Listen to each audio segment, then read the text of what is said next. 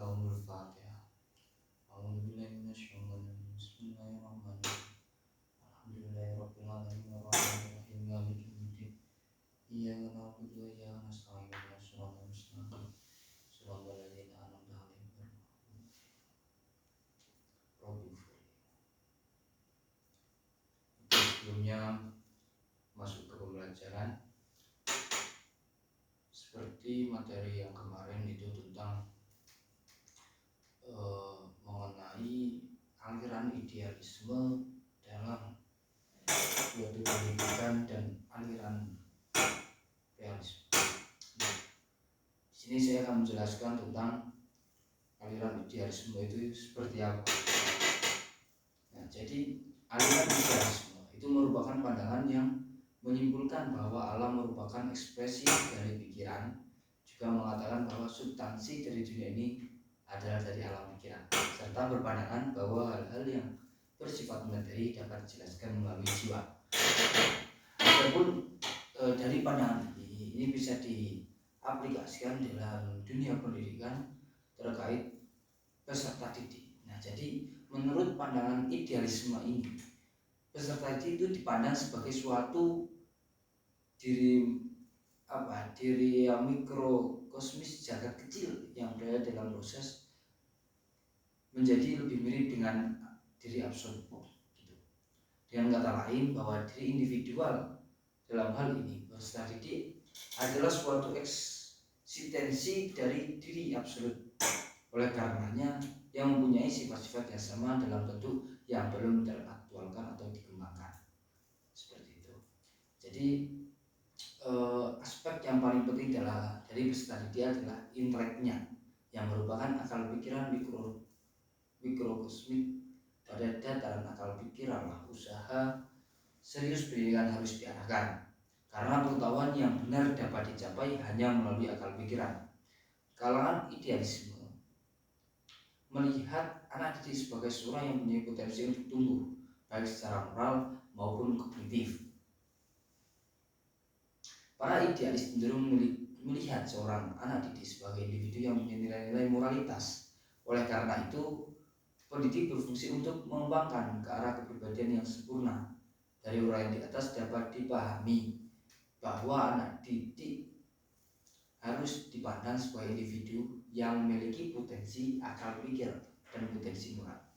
Potensi inteleknya dikembangkan sehingga memiliki pengetahuan yang benar, dan potensi moralnya diaktualkan agar ia memiliki kepribadian yang utama sebagai manusia yang bermoral.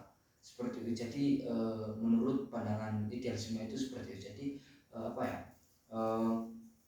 anak didik itu potensi inteleknya dikembangkan sehingga memiliki kepribadian yang benar.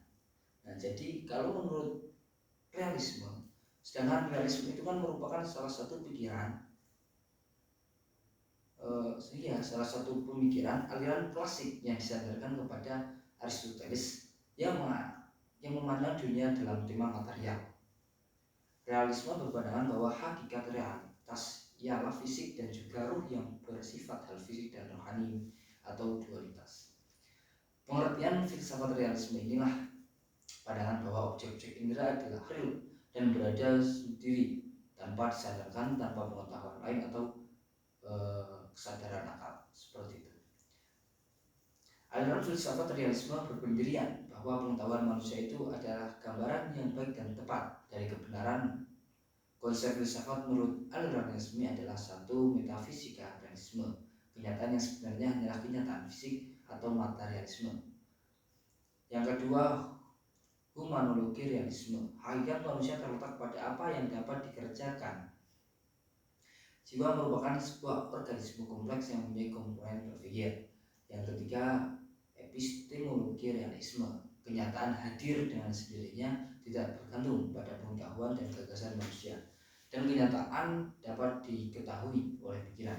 Pengetahuan dapat diperoleh melalui penginderaan, kebenaran pengetahuan dapat dibuktikan dengan memeriksa kesesuaian dalam fakta.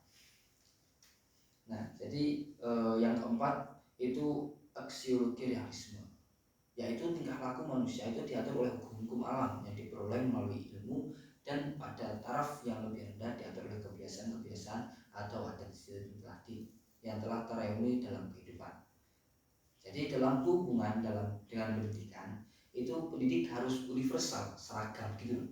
Jadi harus sama semua. Dimulai sejak pendidikan yang paling rendah dan merupakan suatu kewajiban. Nah, jadi pada tingkat pendidikan yang paling rendah, anak akan menerima jenis pendidikan yang sama. Pembawaan dan sifat manusia sama pada semua orang. Oleh karena itu, metode, isi, dan proses pendidikan harus seragam. Tapi manusia kan tetap berbeda dalam derajatnya, di mana ia dapat mencapainya. Oleh karena itu, pada tingkatan pendidikan yang paling tinggi tidak boleh hanya ada satu jenis pendidikan, melainkan harus ragam jenis pendidikan. Inisiatif dalam pendidikan terletak pada pendidikan, bukan pada peserta didik. Jadi materi atau bahan pelajaran yang baik adalah bahan pelajaran yang memberi kepuasan pada minat dan kebutuhan pada peserta didik. Namun yang paling penting bagi pendidik adalah bagaimana memilih bahan pelajaran yang benar, bukan memberikan kepuasan terhadap minat dan kebutuhan pada peserta didik, seperti itu. Nah, jadi aturan filsafat realisme itu bisa ditarik kesimpulan menekankan bahwa hakikat realitas bersifat alamiah, hadir dengan sendirinya. Keberadaan dan makna suatu berada di dunia tidak berkaitan dengan persepsi manusia terhadap hal tersebut. Begitu pula dengan manusia, hakikatnya tergantung pada apa yang dia kerjakan. Adapun aplikasinya, filsafat pendidikan realisme ini menekankan pada keterampilan peserta didik dalam menyesuaikan diri di lingkungan alam maupun lingkungan sosial. Nah, seperti itu. Kurang lebihnya saya mohon maaf. Kita bertemu di lain hari. Saya akhiri. Wabillahi taufik wal hidayah. Wassalamualaikum warahmatullahi wabarakatuh. Sebelumnya mari berdoa bersama-sama. Alhamdulillahirabbil alamin. Assalamualaikum warahmatullahi wabarakatuh.